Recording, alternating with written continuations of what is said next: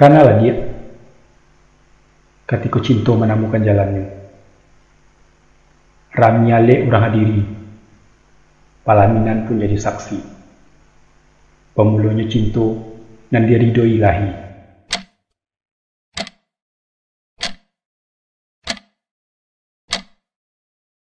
Saya terima nikah dan kawinnya dengan mas kawin tersebut dibayar tunai.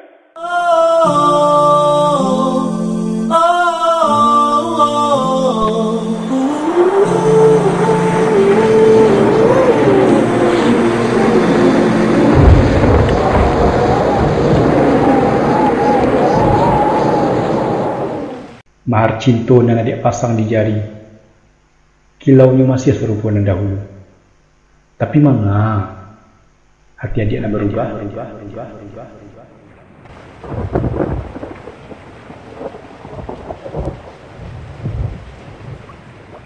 Angin barambui kancang, dabu ombak mampai gadang. Di batu kalang, bencana datang menghadang. Sakue dene manahan, sakare ku pulo, hati adik nak berpindah ke bidok lain. Dia mudah tahu, talah laki perkara halal dan dibenci oleh Allah, itu hanya lemah.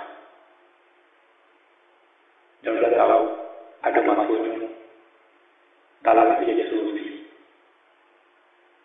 Tapi kakak itu sosok tahu dengan dia bahwa iblis karena dia kedudukan tertinggi untuk bala negaranya jika berhasil memisahkan kedua ini. Jadi doa dia bersabarlah, insya Allah mudah-mudahan bisa membalikkan ekonomi rumah tangga kita sebelum. Tapi manga sakue dene manahan sakare itu pulo hati aja nak berpindah ke bidang lain. Karena cinta mendalam, hati dengan tabanam.